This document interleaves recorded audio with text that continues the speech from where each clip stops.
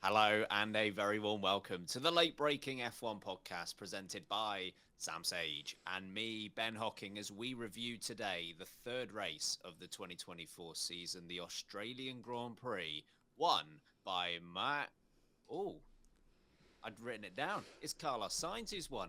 What's he doing there? Don't predict the future, mate, because you're not very good at it. And been proven again. I think Carlos Sainz's appendix has basically gone, mate. I was what was weighing you down. Be free to succeed. And now he is a race winner again. He's the only man to defeat Max Verstappen in this entire domination era, and he's done it twice now.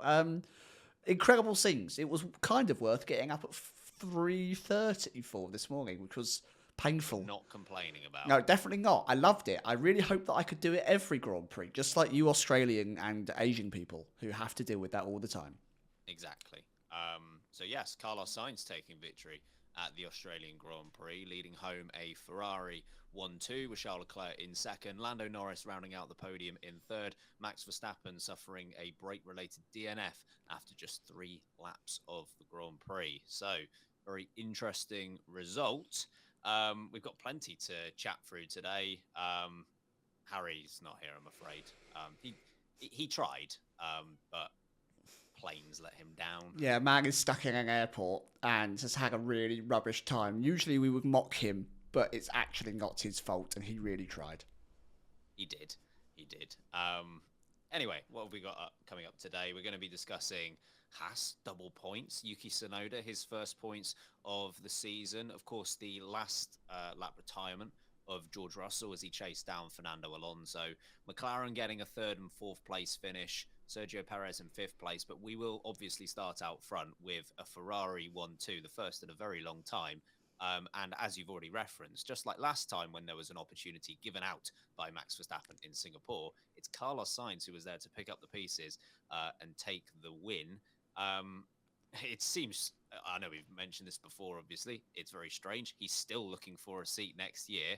The walking billboard, as we like to call him, Sam, has done another very good job here. What did you make of his performance? Yeah, from the surgery room to the operating room and then all the way through to the cool-down room, the guy has delivered where it counts. And he, it's a classic pun these days, but he really is the smooth operator in multiple senses of the phrase these days. This was phenomenal from Carlos Sainz.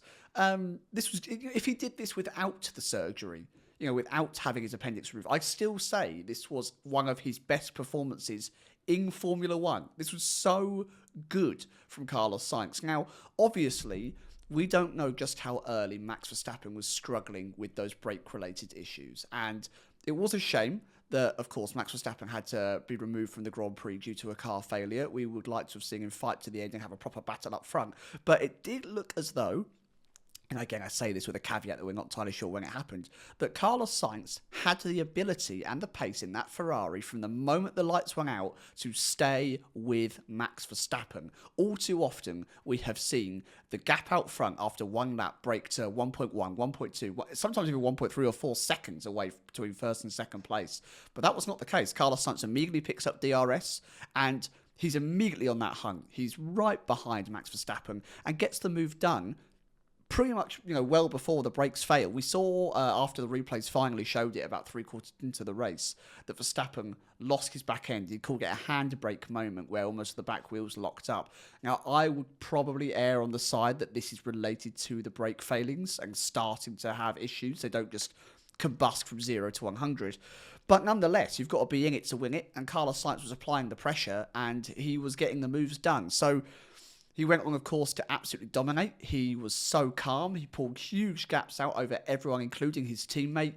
His pit stops were well calculated. Ferrari delivered a fantastic strategy, and he brought home a phenomenal win. Again, as I mentioned at the start of the show, the only person to properly beat Max Verstappen and Sergio Perez, anyone outside of a Red Bull car, since the start of the 2023 season. And we're now 3 races into the 2024 season. So that guy is a walking billboard. If anyone knows of someone who might want a driver, I think there's one that's all right floating about. Someone who you might just fancy picking up because he did a bloody solid job. Yeah, absolutely.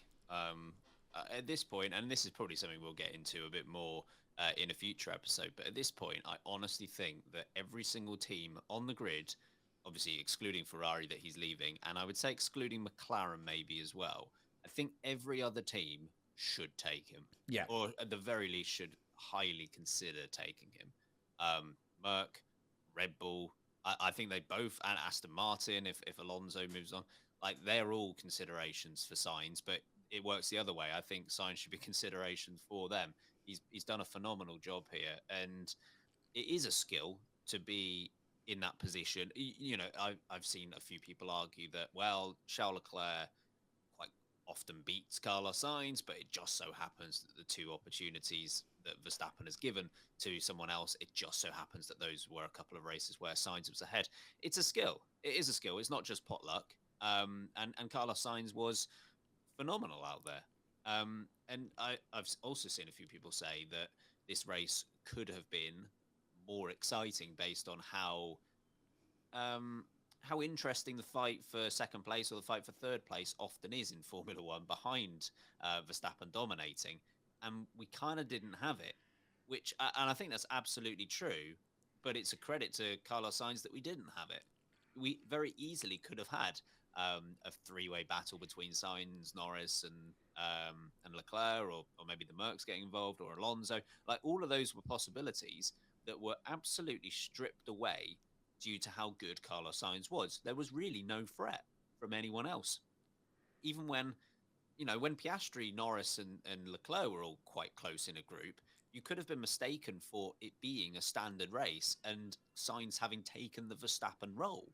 He was really, really good. And as you say, to do it after just a couple of weeks from his appendicitis is even more impressive. And yeah, I mean, who wouldn't be looking at Carlos Sainz after a result like this? The end winning margin is somewhat masked because of the virtual safety car. I think Sainz and Leclerc were only 2 seconds or so apart at the flag, but in reality, that was far closer to 5 seconds for the majority of this race. As you say, it's difficult to know with Sainz's overtake on Verstappen how much of that was Verstappen struggling with those brakes from the off. I also tend to think that that was a big factor in that. But having said that, and we'll get to Perez probably in our second segment today, Perez has quite comfortably taken second place in the first 2 races. Today, he was 5th and almost a minute back from Carlos Sainz. Now, that's not to say that if Verstappen was in the race, Sainz still would have won definitely. But, and look, Perez and Verstappen isn't always a complete correlation as to where the pace is going to be. But if we're looking at Perez having struggled much more in this race versus the first 2, then it's not ridiculous to think that Sainz versus Verstappen might have been a battle anyway if this race went ahead. This is the first weekend where we have consistently seen that the Red Bull is not leaps and bounds above the rest of the grid. If you look at, I know practice isn't everything, but you look at how practice rang through, they were rarely fighting at the very, very top in all practice sessions. When it comes to qualifying, I mean, Perez wasn't anyway, but that Max Verstappen was barely featuring in the top 2 quite regularly in both Q1 and Q2. And then in Q3, I think, I wouldn't call it a wonder lap, but it definitely took a lap to be pulled out of the bag by Max Verstappen to put himself on pole position. If he did a standard Max Verstappen lap, I think there's every chance that Carlos Sainz finds himself on pole position and the gap is incredibly small. I just think that Verstappen, perfectly in tune with that Red Bull, is able to extract that little bit more to stick it on the front spot. The point I'm making here is I think we saw a little bit of a shifting of the tide when it comes to the form book. I'm not saying that Ferrari were outright the fastest car here, but it was definitely a much closer battle than I think a lot of people were expecting it to be. The fact that they were able to keep Sergio Perez comfortably at bay, where you look at 2 weeks ago and you saw that in Saudi, Sergio Perez blitzed past both the Ferraris. I mean, obviously, Ollie Byrne was driving one of them, so he wasn't fully in the fight, but Charles Leclerc couldn't get near Sergio Perez, let alone Max Verstappen at Saudi. So the fact that here, Sergio Perez, of course, picks up a penalty in qualifying for hindering Nico Hulkenberg, which is never going to help. You have to start near the front, realistically, at a track like Melbourne to realistically have a chance at taking that victory. And when your teammate falls foul of a DNF due to reliability, you have to be there to pick up the pieces. And this is something that we've said time and time again about second drivers. We said it about Valtteri Bottas with Lewis Hamilton. And I know it sounds silly, but you say it about drivers like Rubens Barrichello when Michael Schumacher was dominating at Ferrari. It's those drivers that they may not be serial winners, but they were incredibly good at being right behind their teammate when it mattered. And because of this penalty, because he didn't qualify on that front row, it means that Red Bull weren't able to get into their clean air. They weren't able to understand how the car works properly. And it means that they fell away. Sergio Perez did not have the outright pace. And it makes me think that the Red Bull in Australia, maybe it's track specific, was struggling. Maybe it was not at its absolute dominant form, and it did take something like Max Verstappen's wondrous ability to be able to extract that little something else to keep it competitive.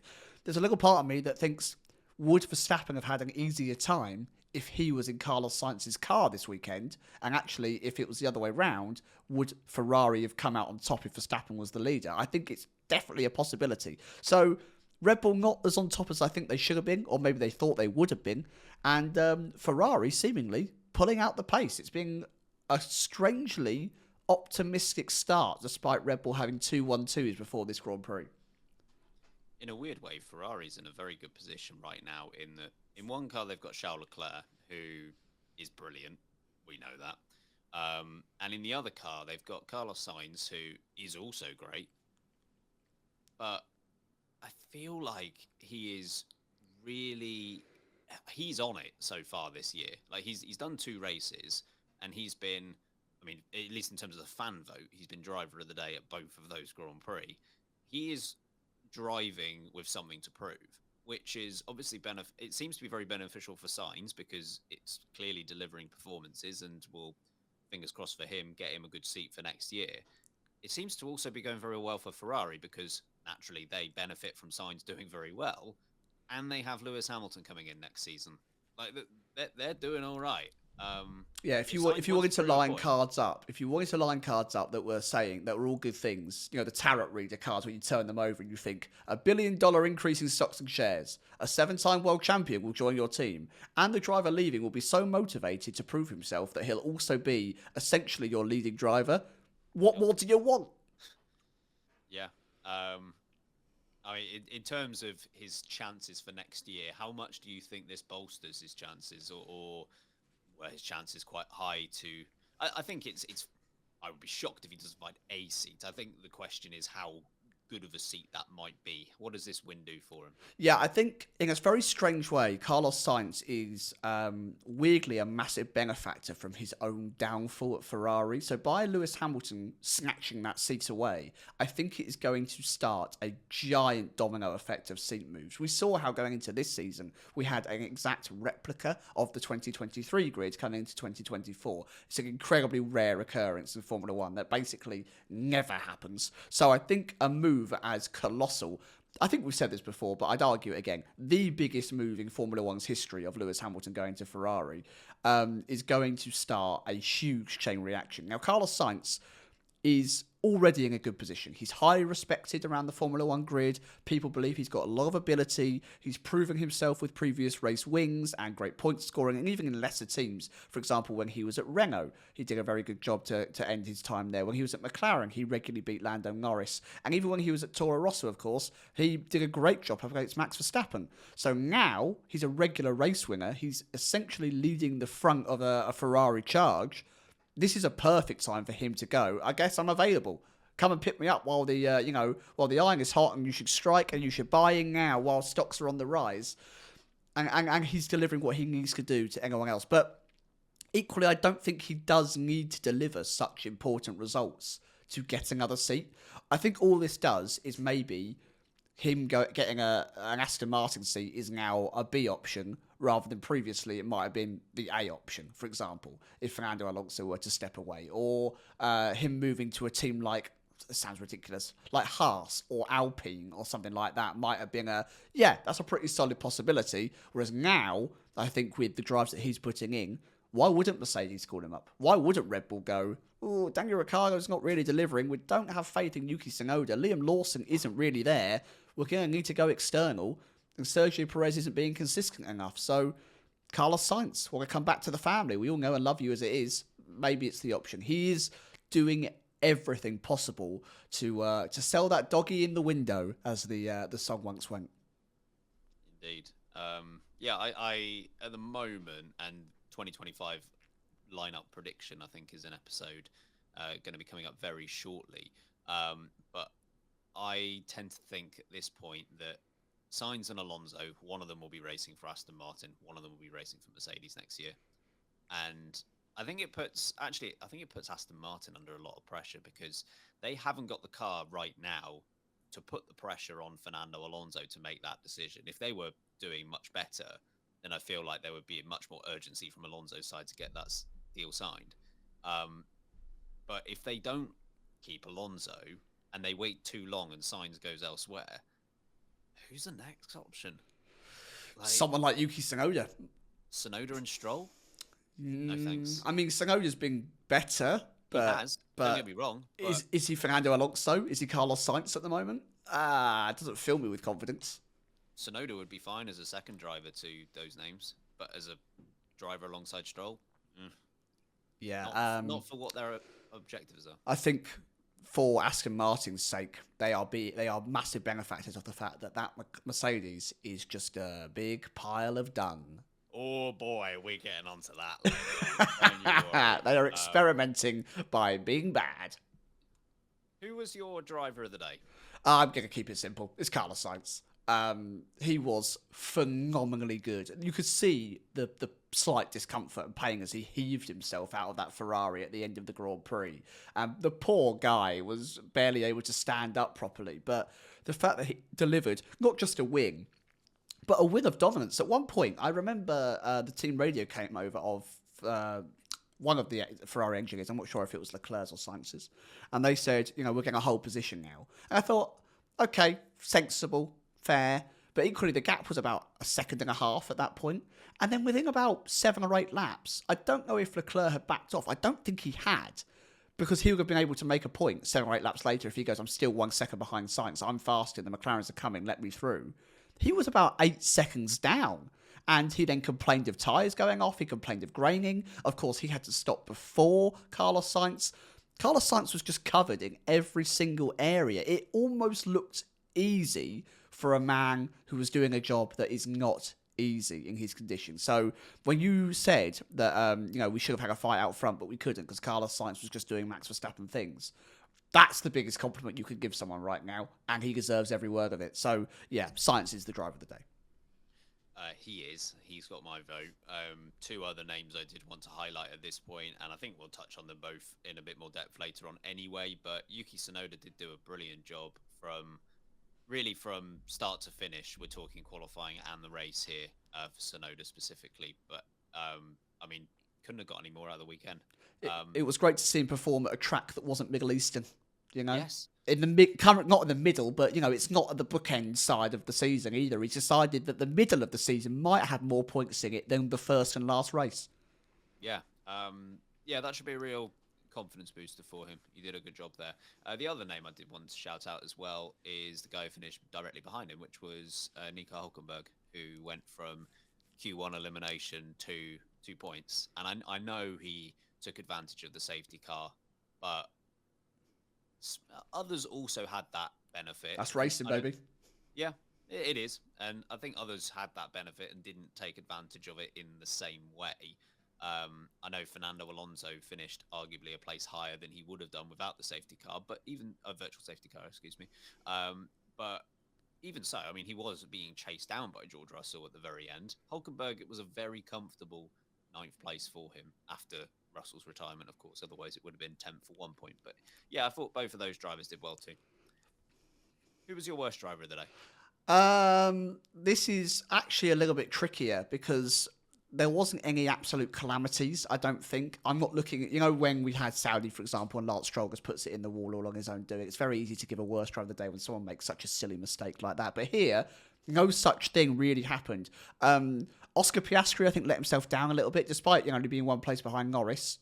Goes off on his own, loses 4 or 5 seconds to his teammate, puts him out of the fight for a podium position. I don't know if he's the worst driver of the day for it, but whilst it was a good weekend for him, I feel like there was more that he could have grabbed. Daniel Ricciardo starting further back than his teammate and paid the price there and then because he just wound up being 4 or 5 places behind his teammate, which is where he qualified, 10 places behind his teammate, benefiting again from the likes of a couple of DNFs and some issues.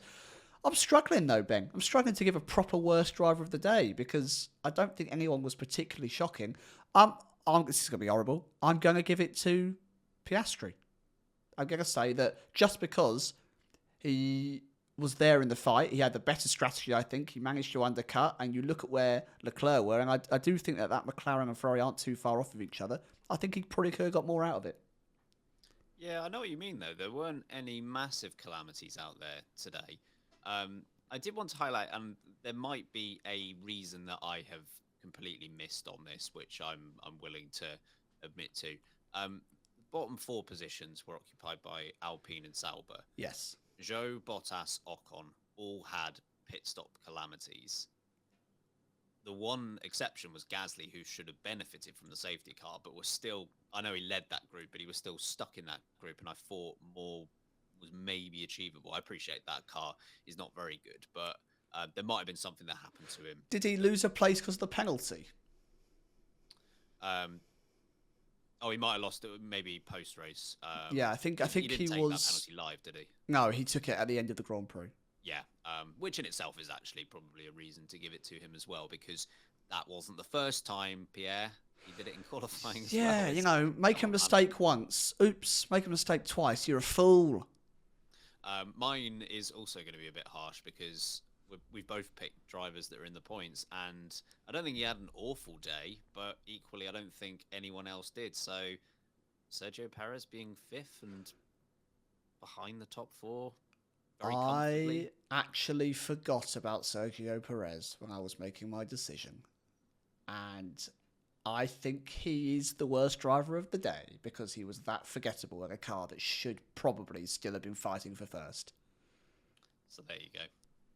Okay, so McLaren had comfortably their best day of the 2024 season so far, finishing 3rd and 4th. Lando Norris 3rd, Oscar Piastri 4th, good for 27 points. What did you make of their race today, Sam?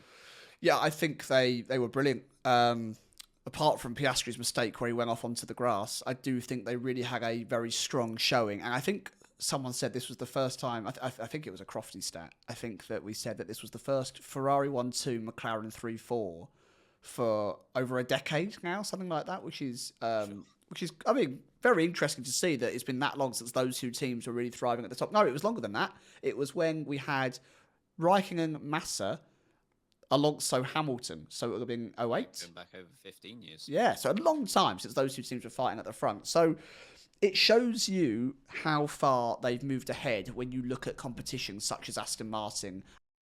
Last season, Aston Martin started faster than McLaren and, you know, were regularly in their fight generally for the same points. And of course, Mercedes were the second fastest team overall when it came to points scoring. So the fact that they have so comfortably beaten both of those teams is really, really strong.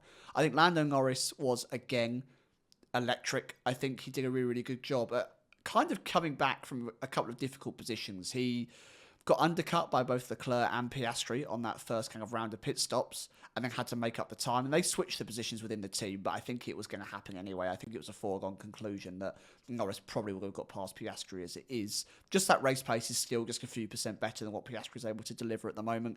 And they were getting closer to the Ferrari guys. It was, you know, the gap was coming down. I think it was about 2 or 3 seconds before the end VSC occurred. So the fight for a second place was definitely on. And Norris called this out in the post-race interview himself, that if they had done the same strategy that Piastri and Leclerc had done, he believes that they probably could have been fighting wheel to wheel for a second place this race. So he feels they lost out on points, but I thought they did a really, really good job. I think when someone like Max Verstappen disappears and Sergio Perez isn't able to maximise his own car, it's a difficult one to get anything more out of. So I commend them. They did a great job. This is a big points haul for them, and it moves them very much comfortably clear of the likes of Mercedes and Aston Martin, who really are direct rivals, make no bones about it. It might be a tricky start to the season, but it's a long one, and those 2 teams will, in theory, start to recover. So you need to strike now while they're struggling. I kicked off by saying that this was their best day of the season so far, but realistically it's probably their best day since Qatar certainly something in the autumn of last season, when they were quite regularly in this sort of position, and Lando Norris was picking up second and third places with massive regularity, and Piastri obviously had the sprint win in Qatar and had a podium there too, and at Japan. Like that autumn was excellent for McLaren. This felt like their best day since then, because regardless of what the result ended up being, it was a good result anyway. But what we needed to see from McLaren was more performance based, I think, because that it gives an indication as to what they can do over the coming races. And this was far better than what we've seen so far. Because you could look at the result and say, well, Verstappen retired, Perez wasn't in the fight like he'd normally be. Maybe McLaren's results have been inflated. I don't think so. They had good pace. They had genuinely good pace. They haven't been that close to Ferrari. If we're just looking at Ferrari versus McLaren, we're saying Ferrari had a good day. McLaren were closer to Ferrari today than they have been at the first two races, quite comfortably as well, I would say. Again, appreciating, obviously, in Saudi Arabia, we had Behrman who finished behind Piastri, but I think that was a bit of a extenuating circumstance. But in terms of pure pace, I thought they were very good. And Lando Norris, as mentioned, thinks that third was the minimum of what they could achieve. And again, we'll get to Mercedes a bit later on, but Mercedes were nowhere near them. Alonso was nowhere near them. Lance Stroll was nowhere near them. They were very comfortably in the fight with Ferrari and very comfortably clear of two rivals that they have been interchanging with. It's something we've picked up on quite a lot, is this Mercedes versus McLaren battle that we've had so far this year. This was, in no uncertain terms, a massive win for McLaren that could very well prove to be important by the end of this season. I mean, to put it into perspective, I was going to save this stat for the Mercedes section, but let's do the positive side of it rather than the negative side of it. McLaren today scored more points than Mercedes have scored this season. It's damning, that, isn't it? That's a really damning stat. Which is why I was going to use it for the Mercedes one, but I'll put it in the positive light instead and say what a great day it was for McLaren. As you say, I think Piastri... I was surprised, actually, that Piastri didn't have a little bit more pace, just because I know Norris qualified ahead, but I felt like that went a little bit against the grain. Like, there really wasn't much to choose between the two of them in qualifying yesterday, but I thought that Piastri might have a minor edge, at least in quali. Norris sort of pulled out the lap late on. But yeah, there was a bit of an imbalance there. Equally, it sounds funny that we've just not dissed him, because I think dissing is harsh. We've maybe critiqued a little bit there. The step up that Piastri has demonstrated from last season to this season already is noticeable. There is a much smaller gap between those two drivers across an entire Grand Prix. Piastri, yeah, exactly. That's great for Piastri. And regularly he would show that he would shred his tyres, he'd fall off the pace massively. I think the only reason he was so far away was because of his lockup in the final, sector of the race, where it meant that he spent a bit of time on the grass. And yeah, that's a mistake. It's an unforced error and something that he's going to need to get out of his system. But otherwise, he was within 2 or 3 seconds the entire Grand Prix of Lando Norris. And I do think that if the safety car had come at a slightly different moment, the VSC, or, there was a slight difference in the tyre wear capabilities, there's every chance that Piastri is fighting with Lando Norris and Charles Leclerc for a second place. I do think he has to maybe tweak the most minute of details, and he will be very much there with those guys. He's definitely on the path. This is a very motivating and optimistic start for Piastri. I think we're being critical, but make no bones about it. This is a very positive kickoff to his second season. Yeah, if my maths is right on this, 28 points for Piastri, 27 for Norris. That's all. 5 overall. There you go, Carlos Sainz, baby. Consistent stuff. So, yeah, I think that's pretty good. Whereas, Mercedes, again, we'll get on to in a bit, aren't there. So, where are they? Not there. Down the toilet. Quite possibly. Yeah, the one thing I wanted to pick up on McLaren, though, that was less positive, I do think they left points out there today. I agreed with what Norris said. I think there were 3 possible results for them today. A 2-3, a 2-4, and a 3-4. And they got the worst of those 3. Now, you don't want to put too much of a down on it, because, again, they got 27 points. That's pretty good going. But equally, I know they let Lando Norris buy Oscar Piastri in the end. I couldn't understand why they didn't do that straight away, because he was right. There was one point, and we didn't actually see any of this. There was one point where they were basically on top of each other for about 3 laps. Yeah. And we were focusing on, I think, Perez catching Russell or something, which was also an emerging battle. But as far as I could see on the timing tower, they were right by each other. I don't know why they didn't just make that happen there and then, because, hey, I can't believe I'm saying this. Look at Haas. I was about to make the same point. I cannot believe that I was about to commend them, but Haas did it seamlessly. They did. Fair play to Haas, because they are cooking so far this year. And not in terms of pure pace, because, I mean, they're still doing better than what we thought they were going to. But in terms of being strategically on it, it was just no debate. It was, Magnussen helped Hülkenberg out last time. He's going to do the same thing again here. Switch positions. They switch positions straight away. Both score points. I just felt like if they were a bit more on it, McLaren a bit more authoritative. The difference is it's no nonsense with Haas, which is, I can't believe I'm saying it again. It's no nonsense. They know their objective. They know they have to maximise. Komatsu has got the bloody frying pan out, and he's going, you know what, lads, I'm going to knock us up an absolute lovely dinner because I'm cooking tonight, and he has cooked. And Hülkenberg and Magnussen are having a feast. And you know what is on the main menu tonight for Haas? Points, baby! Points! I can't believe it. So, yeah, McLaren, you're right. They did have a very good weekend. Their qualifying pace does still need to improve a little bit. They are still a little bit off that pace. And you're right. If they can execute their strategies more seamlessly and maybe more ruthlessly, depending on what driver is having the more optimal Grand Prix, maybe they could have turned that into a 2-4, at best a 2-3. I think a 2-3 is very optimistic, but I do think a 2-4, it was definitely on the cards. Yeah, absolutely. Should we get into our big brain strat of the day now? Go on then. Oh, by the way, if anyone's wondering, where are the jingles? I haven't loaded it onto a second soundboard that we've got now. We've bought 2 soundboards, folks. But I only got it this week, so I'm really trying to figure out. Ben doesn't know how to use it. Not really. You're lucky you're even hearing anything, folks. I don't know why I don't have one, just for fun. Anyway, so that's why you haven't got the jingles, but they'll return at some point. Big brain strategy, what you got?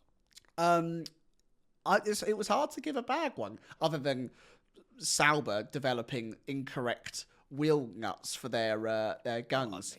You know what? Actually, I might give it to that. I was going to give it to Carlos Sainz managing the pit strategy again with recovery from surgery and leading a Grand Prix and just saying, okay, guys, tyres feel good. Let's run long. We're going to push back and then we'll come into the pits. And that was just great to hear from him. And I was going to give Haas a shout out for their seamless switcheroo of their drivers. But I am actually going to give it to Sauber for developing the wrong wheel nut threads. That means that the pit guns that they have don't work. So every single pit stop, bar one, has been longer than about 8 or 9 seconds at an absolute minimum. What a way to absolutely destroy any Grand Prix chance that you've got at scoring points. Because Zhou was right behind Hülkenberg when the VSC came out. He benefited from exactly the same strategy. And if their pit stop was even a 2.8, they'd be right there behind Hülkenberg. And in theory, they could have been where Magnussen was at the end of the Grand Prix if the pace was actually applicable. But they absolutely can their own strategy because they can't develop a very basic part that every single team has to use on multiple instances every single weekend. So, great job. You've ruined another Grand Prix. Bottas should have scored points today. I agree. He was good. Yeah, I mean, he qualified pretty well, had a good start. I think he would have been there with the Haas drivers if they, could do a pit stop under 4 years. Bottas and long pit stops. The man has had it. He's had his fill. He's full up. He's like, no, thank you. Please stop sending me more. He is cursed this season, I swear. Anyway, so that's your big brain strat. My big brain strat, I did want to give it to Ferrari, but not based on the line you mentioned there. It was when they confirmed to Carlos Sainz over team radio that it was Plan A, at which point it was quite early on in the race and they were leading. So it's like, well, I should hope this is Plan A. Plan A plus. A lot of sense. Yeah, great. And then 2 minutes later, we're going to switch to Plan B. And Obviously, it all ended up okay in the end, but my heart at that point was like, why? What's He's happened? leading. It's all going okay. Don't overcomplicate things, please. You're just waiting for a stopping venting from Carlos Sainz at that point. Just he's almost like the voice of reason at that team. He just slaps them around a bit and goes, snap out of it. It's just a bloody race. We've just got to do 60 laps of a circle. Just keep it simple, stupid. You're winning comfortably. You don't need a plan B. Yeah, literally. It's the Ferrari. Fine. They can overcomplicate bloody bread on butter. They could. They probably would. You'd end up with the butter on the wrong side or something. It would be on. You left it on the worktop and have a plain bit of bread or something. Oh man. I don't want to do this segment. Go on, you can do it. Reviewing bold predictions. Harry doesn't get a point because he wasn't here and didn't give one. And we're going to be kind to him. We'll just not give him a point rather than give him a negative point. Yeah, he's had a tough day, and I do feel bad for the chap. What was your bold prediction, Sam? Remind us. Mine was that Lance Stroll would beat Fernando Alonso, and I have never been more annoyed at Lewis Hamilton in my life, because I think it might have happened. He was having a pretty solid Grand Prix, was Lance Stroll. Qualifying relatively well, beat Fernando Alonso. Can I claim that? He beat Fernando at qualifying. I never stated what session it would be in. Discord, back me up here. Absolutely. You didn't claim that he beat him like, I don't know, one race last year, the Spanish Grand Prix, and said, well, he beat him. I'll take anything I can get. And I'm also still definitely checking on the updates to see if Fernando Alonso has somehow been weirdly penalised for that George Russell incident, which Russell have claimed that it's been brake checked. It's not come through. He didn't beat him. No. Stroll lost to Alonso. Yeah, I would have been intrigued to see actually without the safety car what would have happened. My inkling is he would have beaten him anyway, but it would have been a tougher time of it. Much closer, I think. Yeah, definitely. What was yours, Ben? I can't quite hear it. What is it? I can't quite hear it over someone's chassis. What's going on? So my bold prediction was that Logan Sargent would score a point, which you have to race to get a point. So you have to qualify to get a point. Yeah, you have to qualify. This is all part of a massive conspiracy. In vowels, I do not trust anymore. The breakup. It's happened. It's been on edge for a few weeks. Beng's breakup era. Myself and James Vowles are no longer together, I'm afraid, due to this incident. I'm pretty certain that Logan Sargent would have scored points this weekend, which is of course really annoying. And I absolutely, if Alex Albon had claimed a point, I would have tried to claim a point, saying that it was Logan Sargent's car. I'm sure that would not have worked. But I had a note written down to be nice that if Albon had scored points, I was going to give you an honorary point just by how ridiculous this had all been. But you don't get it anyway. No. It looked like it might be possible for a time, but not quite. So if you are keeping score, folks, and it's not very difficult to, I have no points for bold predictions so far this season, which means I'm in a tie for first with Sam, who has no points, and Harry, who has no points. I love being first. Yes, we are all first. That's how we like breaking podcast. There's no losers here. We are the losers. Exactly. Okay, welcome back as we move on to Mercedes. On a day where Max Verstappen retired after 3 laps, on a day where Sergio Perez claimed only 10 points, where he'd claimed 18 at the last 2 Grand Prix, there was a real opportunity for the likes of Mercedes out there to do better than they have done so far this season. Their answer? No points and a double D. Oh, no. Lewis Hamilton, his race didn't last all that long, although it has to be said it wasn't looking that promising either. He retired with an engine failure.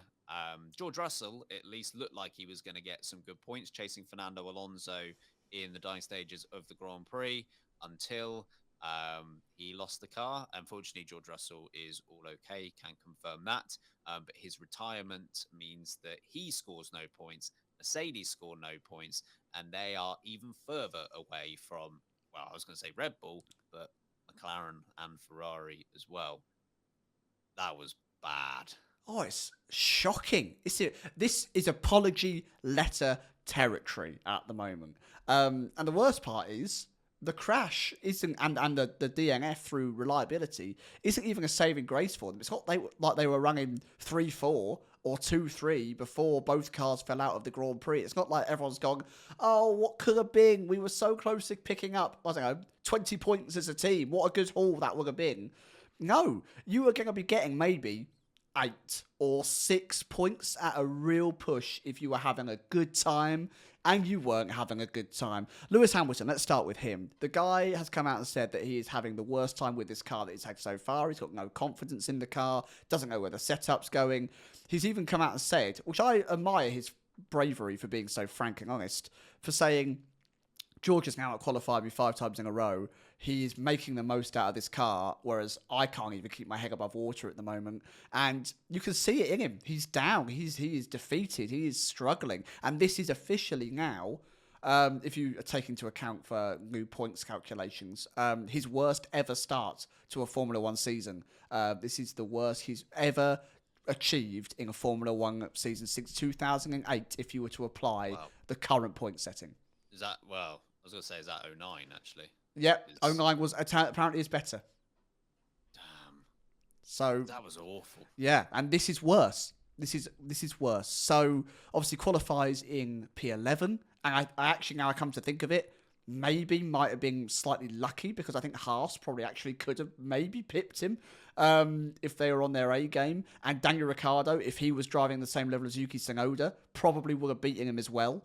So maybe 13th or 14th was more likely. The car has got no pace, and then they start the Grand Prix for Lewis Hamilton on the soft tyre. Now, I was really confused by this, because in qualifying, that tyre was going off within 1 lap. And Lewis Hamilton did stay in the Grand Prix long enough to actually finish his first stint, which was not a long stint. He was by far one of the earliest stoppers. And, okay, it means that you get a bit of an undercut. I think they committed to the 2-stop, but a very aggressive, potentially even a 3-stop very, very early on. But what were they aiming to get out of this Grand Prix? 9th, maybe?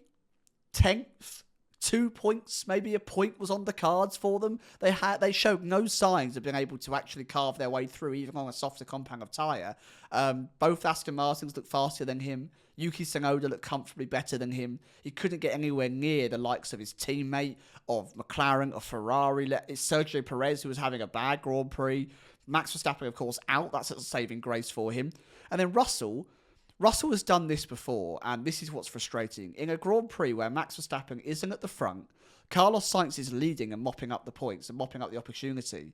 And then there's a chance for George Russell to just score some really, really solid points and get a great position on the board for a team. Okay, 6th, I think it was at the time, or 7th, was not a great position, but at least it's points on the board. And on the last lap, for no well-explained reason, you throw it in the bin again. You did it at Singapore, and you've done it here. This is twice in less than half a season, when you break down how many races we've had, that under pressure, trying to gain points on the last lap, you've thrown it away entirely.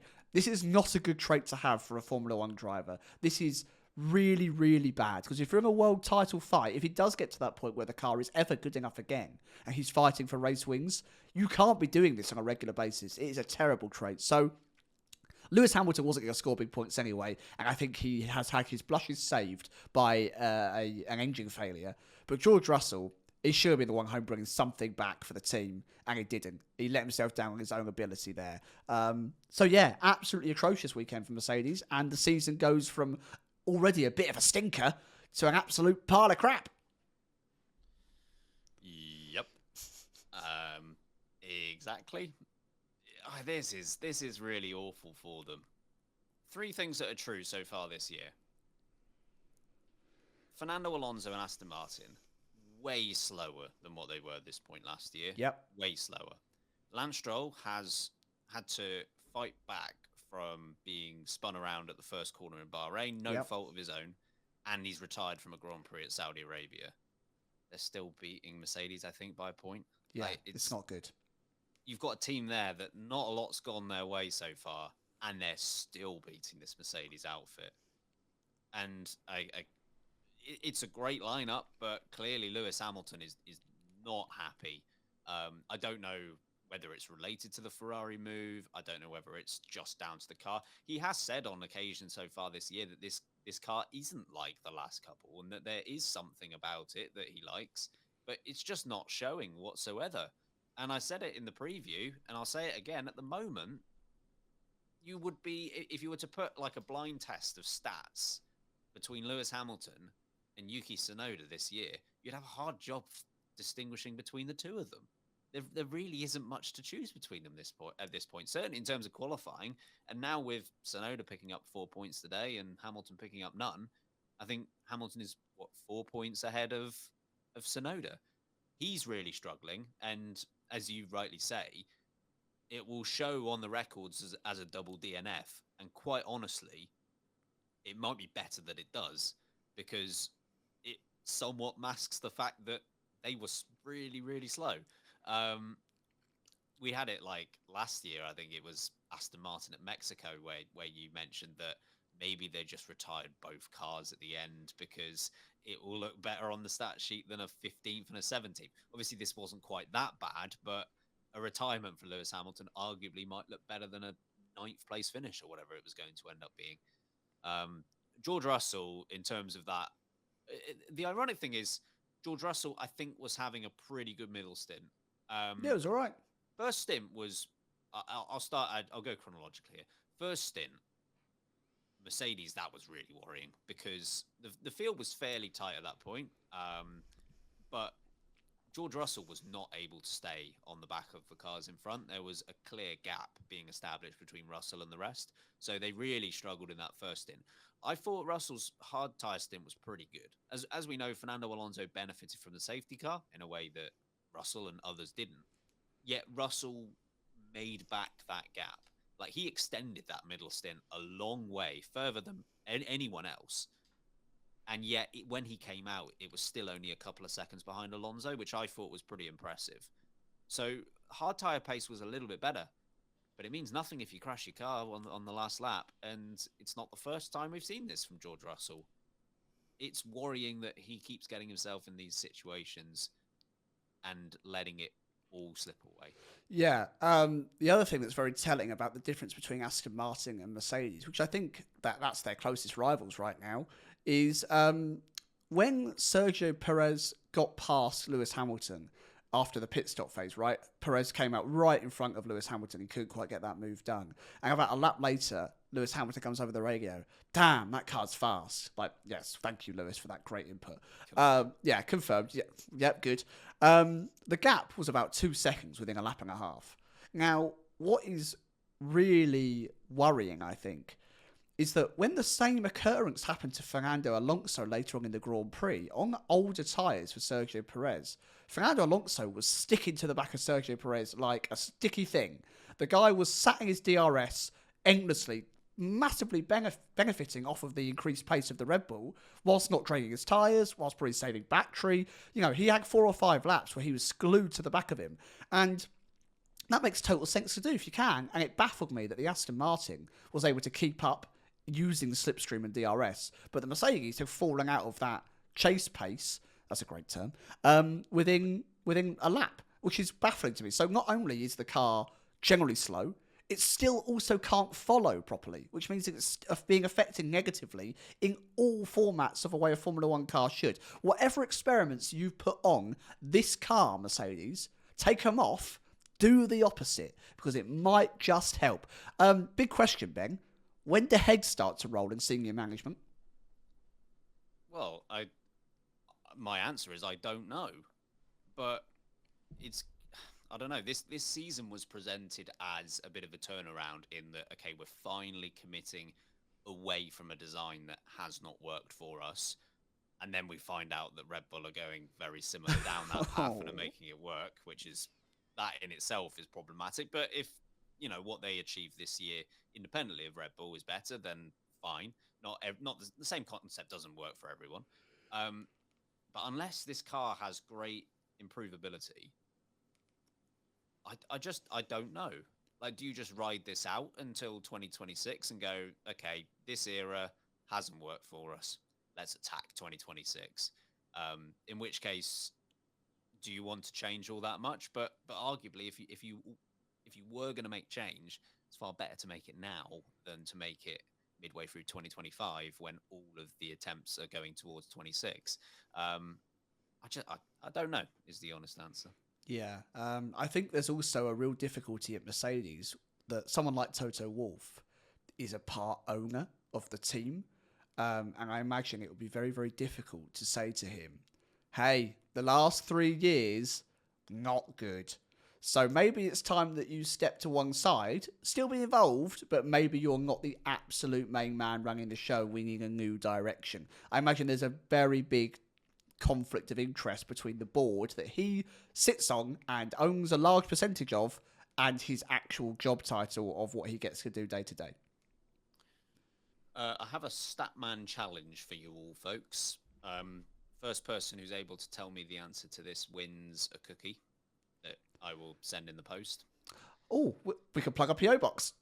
Hey, good stuff. We have a PO box. Do your thing first. Okay. Statman quiz for you. When was the last time Mercedes were 5th place in the Constructors' Championship? My inkling is you would have to go back definitely to 2013, possibly to 2012. But unless my maths is wrong here, they are now 5th place in the Constructors' Championship, just behind Aston Martin. And I don't think, because they've started nearly every season quite well, I don't think there would have been an occasion that they were at least 5th or lower since before the hybrid era, possibly 2012. I think we're bordering on the levels. Do you remember when Ferrari started the season a few years ago and they were like 7th in the Constructors' Championship? Oh, 2020. Yeah. This is close to that at the moment. It's not good. It's not good. Anyway, better news. PO box time. You've been asking, so just like the post, we've delivered. And we now have a PO box. So that means you can send us your things or other things that you'd like us to see. Might be a beer from your local area that you think the Late Breaking Boys would love that. Maybe it's a lovely drawing that you've done of the 3 of us and you think, I need to show them my artwork. We promise you it's special. But whatever it might be, you now can send it to us. So we're going to leave the PO box details in the description. Then you're going to remember to do that. Send it over to me, pal. Okay, it's in the WhatsApp. You've had it for ages. Equally, folks, I'm urging you. A lot of you spell breaking wrong. You spell it breaking. If you spell it like that on your parcel or letter or whatever it is, it will not get delivered to us and you will have wasted your time. Probably money as well. So, late breaking, like a car, breaking. That's what you need to address us to, okay? Late Breaking Podcast. The rest of the address will be in the description with it. Use it, copy and paste it if you have to. Do not spell it wrong. It's a spelling test for everyone. Get it right. And thank you for anything you sent to us. Equally, we're incredibly grateful. We've already mentioned these couple of teams a little bit already, but just to give them a bit more focus. Yuki Tsunoda, 4 points for him on the day, his first and the team's first points of the season. Haas continued to do quite well to start the year. After their point in Saudi Arabia, they decided, let's take 3 instead from Australia. Hülkenberg gets 2, and Magnussen gets his first point on the board. It's all good stuff for both of those teams. What did you make of their races? Yeah, it's all gravy, baby. Those guys are sitting around the feast having a great time. Well, 3/4 of those drivers are having a lovely feast. Daniel Ricciardo is desperately trying to let himself through the back door so he can maybe have a mere morsel of the points on offering. Yeah, it's been great for Yuki Tsunoda. He is arguably having his best start to a season. I don't know, Saudi wasn't amazing, but he is really impressed, especially in qualifying, which I think is a real turnout for the books for him because qualifying was never really a strong suit. He was always just fine, but I do think he's really delivering the absolute maximum that the car can deliver on a Saturday's performance. Sunday, he finally gets the opportunity to deliver that. He's turned the adventure into gold and he's brought it home for his team. Yes, he was helped out by the fact, I think, that Max Verstappen DNF'd. He was also helped out by the fact that Lewis Hamilton DNF'd. He was also helped out by the fact that George Russell DNF'd. But so was every other person behind those drivers. And he was the one car outside of the top 4 teams that were, now the standing 4 for scoring points, that delivered really solid points, and they needed to, because with Haas seemingly cooking up a storm, Cash App RB, or whatever they're bloody called, need to regularly be scoring points now if they want to stay in competition for that 6th fastest team. And it's performances like this from Yuki Tsunoda that are delivering them that opportunity to do so. On the other side of the garage, Daniel Ricciardo needs to get the lapping, whether it be pace or track limits or whatever it might be that causes him to not get that lapping. He needs to rectify that, and he needs to rectify that immediately. I think he's pretty much run out of time to start having real duff performances, and he needs to start pulling his weight. I do think I've seen a lot of mutterings on the internet that if Nick de Vries was still in that other seat, would he be having as much positive attention and praise and talk up as what Daniel Ricciardo is still having? But because Ricciardo is a marketing powerhouse, he's kind of getting away with it for a lot longer than maybe he should be. Wasn't good, and Haas are taking advantage, and deservedly so. But nonetheless, those 2 teams are still in front of Williams, Sauber, and Alpine. I was really impressed by Tsunoda today. As mentioned in Driver of the Day selections, he was able to just distance himself from the mess almost. We've kind of seen those back 5 teams have been very clustered together so far, not a lot to separate them. See, Haas's slow-down tactics essentially brought them all together in Saudi Arabia. But really not a lot to choose between those teams. It felt like this weekend, Tsunoda just went, I'm not part of that group. I'm here. This is my level. You can fight for 11th and 12th place all you like. I'm not going to get involved in that. I'm just going to score some points up here, which is great. And he didn't get featured a lot in terms of coverage. And as we always say, it's not necessarily a bad thing if you don't get much coverage, because it probably means you're just doing your job, which is what Tsunoda did. So full credit to him. Haas, as already mentioned, they are cooking. And I did not see this coming whatsoever. I am very, very happy to be wrong on this. They are just nailing down the strategy every single weekend. And I actually think their pace was slightly worse today than it was at Saudi Arabia. It was still fine, but I think it was worse than it was, which in itself is not a good thing. But it almost just emphasizes the need to get that strategy right. Like, in theory, that race could have gone a different direction. It could have been Bottas getting points. It could have been Albon getting points. There were other drivers as well. It could have been Ricciardo getting points. But Haas had to nail down the strategy to get those 3 points. And that's exactly what they did. And it's good from Magnussen's perspective, obviously. I appreciate he got the penalties in Saudi Arabia, so you can't have too much sympathy. But his hard work actually paid off to get a point today, which will be encouraging for him. In terms of the other teams, I mean, Sauber feels like they should have a few points, because it's just the pit stops are, you can't have pit stops that are that far off. Like, it just doesn't work. It's too important, especially when the grid's that close. From Alpine's perspective, I still think they're moving in the right direction. I think they've been a little bit better at every race so far this year. Yeah, I don't think you're wrong with that. Sauber is definitely sort the pit stops out, and we're going to see them be a regular team fighting in the 12th to 14th region. I do think that back group is incredibly close. But when a team can't get the basic function of a pit stop correct, I also don't have a lot of faith in their abilities. Equally, you're right. Alpine have taken a very small, lazy Sunday step forward, as if to step out of your front door with the mindset of going for a little trudge around the park. They've definitely not done it with purpose and determination. We've not seen them make leaps and bounds forwards, but they're also equally not riding around in 19th and 20th, not that you could at this Grand Prix, of course, 15 seconds behind the battle for 12th or 10th, for example. They are relatively in that fight.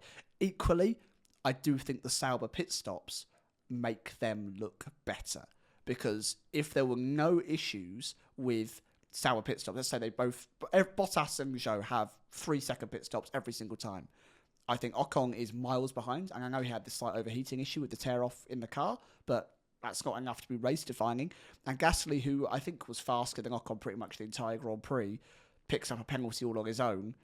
It's not positive. So yes, steps forward, but they're still nowhere near. They're still an absolute country mile off. Williams is the only one left, I think, to talk about. Yeah, I thought with Esteban Ocon, he was in the fight with Albon and Magnussen, and it wasn't until he had that enforced very slow pit stop that he was out of the equation. So I don't know whether he would have kept that pace for the entire Grand Prix, but if he was around where they were, he would have been in the fight. Obviously, if Gasly works out a line's work, then he might be onto something. Williams, I mean, starting two cars is generally a good idea. It's so frustrating. I think Williams will be the team kicking themselves this weekend. I think they could have scored points. And I think, again, the same as Saudi Arabia. I think they could have scored points. And I think that's twice, 2 races in a row, that Alex Albon has been the reason why they haven't taken the step over. Obviously, Logan Sargent has to take his own pain on his back. At Saudi Arabia, he just wasn't fast enough. But Alex Albon probably could have worked out a better overtake opportunity to get past the very slow Kevin Magnussen and get closer to Hulkenberg sooner, and probably should have done. I think that Williams is capable.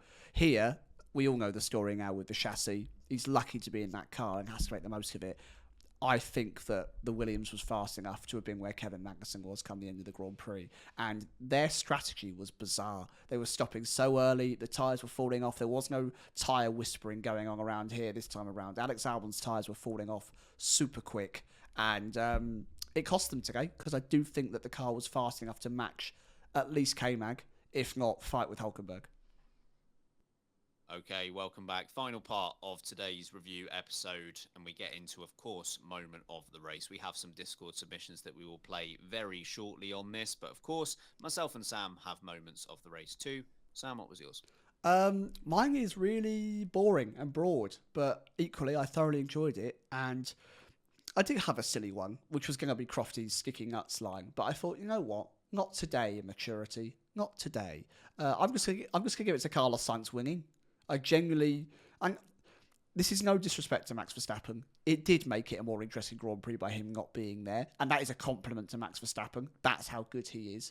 Equally, it was a bit of that's the wrong phrase, but I hope you get what I mean. A bit of a zero to hero moment for Carlos Sainz to be kind of out in a surgery room 16 days ago. It was a recovery story. Yeah, it's a real moment for him. It was a great story for the sport, and I think a lot of people were really riding high on Carlos Sainz at the moment, and he deserves it. He deserves a lot of that energy, especially with him losing his seat. So this is a great turnaround, and the moment of the race is just him crossing the line, going, get Charles close to me, I want to cross the line together. This is fantastic that we did this. It was a really nice Ferrari moment, and I'm glad that Carlos got it. A bit of an underrated moment that I've just remembered was Yuki Tsunoda absolutely planting a move on someone who I can't remember who it was. But it was a great move, I thought. Was that after the fast chicane in going into the final sector? Yes. Yes. Yeah. I think it was a Haas. Might well have been. It was a late breaking manoeuvre nonetheless, and of course he is a late breaking Hall of Famer. So we love it. Any LB moves. I've also gone Sainz related for my moment of the race. I've gone a bit more specific with his win, which was actually him singing "Smooth Operator." I love it. Honestly, I could hear him do that every time. I don't know why, but I love hearing him sing "Smooth Operator." But his engineer singing to him in the first instance was great, and then obviously he joins in. So I'll go with that. But of course, we do have some Discord submissions. Yes, we're going to kick off, and thank you to everyone. We've had to do, as always, a bit of culling because there's so many of you that send them in, and they're all brilliant, they're all funny. But we like to mix it up as much as we can. If you want to submit these, we do these before every race preview and in every race review. You've got to be really quick, get in the Discord, and it's in the submissions channel. You'll see the notification come through asking for them. So we're going to start off here with Alex. Alex, what have you got to say? Hey there, boys. It is 1:30 a.m. in New York City, and we just finished the Australian Grand Prix. Thanks, Max, for blowing your car up. That was nice. My moment of the race, gotta be Carlos Sainz winning it after the appendix surgery. Smooth operator with the smooth operation, coming in, getting the dub. That appendix was extra weight. He didn't need it. Have a nice night, guys. Yeah, Alex, no appendix, no problem. Am I right? what happens when Esteban Ocon turns up for work on Monday and realizes someone's put in his calendar appendix operation? It won't just be the appendix, mate. Any more than that. Fair shout actually with I know it was a difficult start time, again, not complaining for Europe. Definitely not complaining.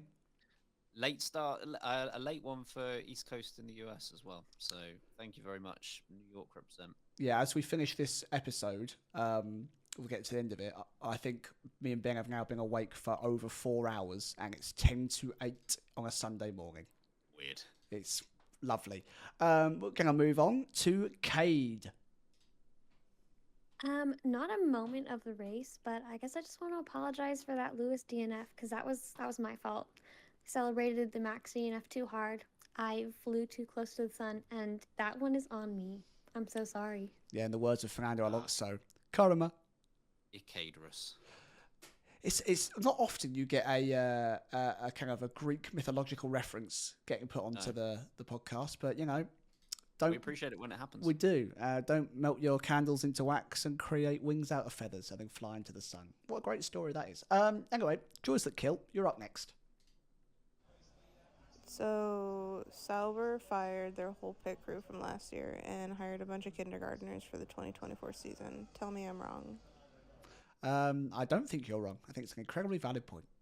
I can't make the case against it. What is a kindergarten? Because to me, that sounds like the German word for child garden. Kindergarten. It's like nursery, right? like preschool, right? Yeah. Okay, cool. Interesting. Because kinder is also chocolate, which I find very confusing. Okay, it's our favourite Westerner. It's Bristol Liam. Morning, lads. Sauber, mate. Seriously, what are your wheel guns doing? What are you doing? What's anyone doing? It's too early for this. He summed it up brilliantly there. So confused in normal circumstances, but extra confused due to the time. Yeah, it must be very difficult to wake up that early in Bristol. True. Next up, we've got Faster Than Your Mama. Hey y'all, Faster Than Your Mama here. My moment of the race has got to be the look on the entirety of Ferrari as they sang the national anthem. They just seemed so proud and content with their accomplishment there. And my worst driver of the day has got to be Daniel, Where'd That Car Go? Because holy crap, Danny, where'd that car go? Keep breaking it, y'all. That is such a sick burn. It really it's very clever. It's very good. I'm annoyed that Very we savage. didn't think about it, to be honest. Aloe vera all round for that burn. I'm right. Moving on, we've got Ruth. Hi, it's Lee, all the way from South Africa. Wow, what a race! My moment of the race is Red Bull gonna give out an apology letter now, like Mercedes did. Haha, so happy for change. Okay, enjoy your day, bye. Oh, it's just the South African Nelson that gets me. Oh, it's a day for savage submissions. Yeah, it's brought him out the woodwork, isn't it? prisoners. No, poor Max there, just looking at his destroyed rear tyre, blaming it all on that. I'm sure he'll be back very happy and comfortable at the front in Japan, so that won't be a problem. This is a great Discord name. You've managed to combine 3 Formula One drivers into one, which I'm very impressed with. It is Pietro Della Rosberg. Good morning, boys. My moment of the race is watching Alonso's onboard, and right after last lap, Russell does his thing. The first thing that his engineer says is, well, you're all clear behind now. That's one way to put it. Yeah, the car behind you has plummeted into the wall. You're good to go. Don't worry about I'd it. love to know if Alonso just went copy. I mean, the array of responses that Fernando Alonso could come out with, I would hate to try and predict it, to be honest. You know what? I've just thought this. I'm disappointed, though, that happened, because if Russell had stayed on the back of Alonso could have used his hugging himself to the wall tactic that he used in qualifying. He's so clever. That's what he was doing. He knew he was going to need it in the race. He knew it. I actually want to give credit to Mr. Harry Eade, because he tweeted after that happened saying that he believed that Fernando Alonso was cleaning that side of the grid and knowing he wasn't getting better than 10th. And that is a very Fernando Alonso thing to do. So if that is the case, well, firstly, well done, Harry Eade, for noticing, because that's good from you. Secondly, Fernando Alonso, you're bloody genius. Love it. Next up, it's the elusive man who could disappear at any moment. It's Houdini. Hey guys, it's Houdini here from Australia. Long time, first time. My moment of the race is Fernando Alonso tearing up his job application by trying to send George Russell into his rear bumper.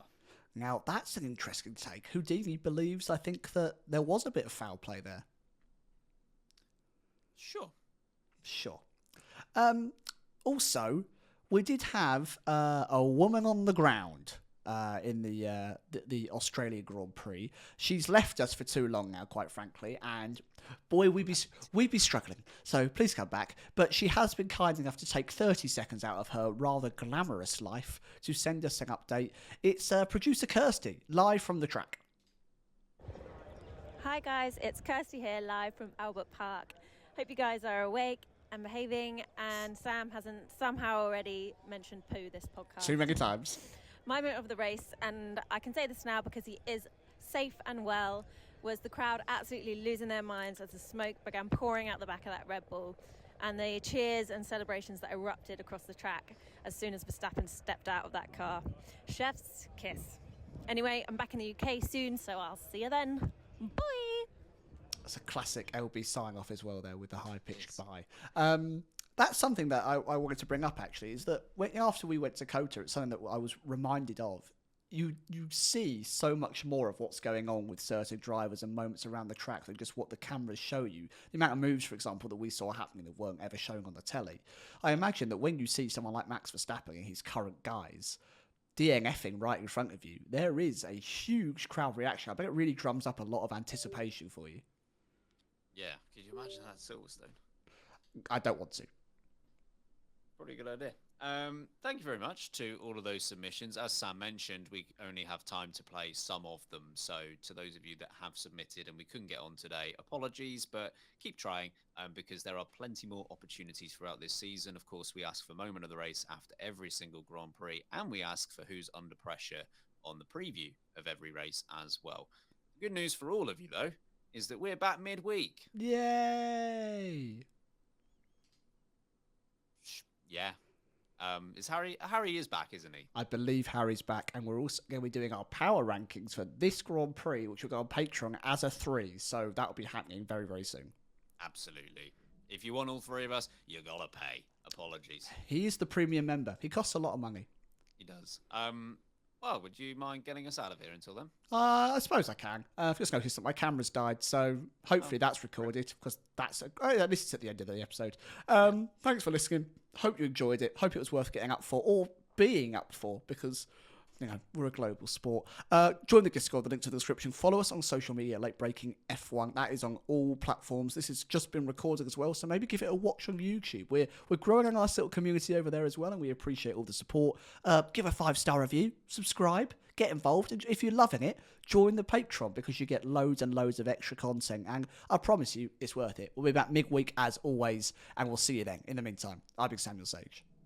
And I've been Ben Hocking. And remember, keep breaking late.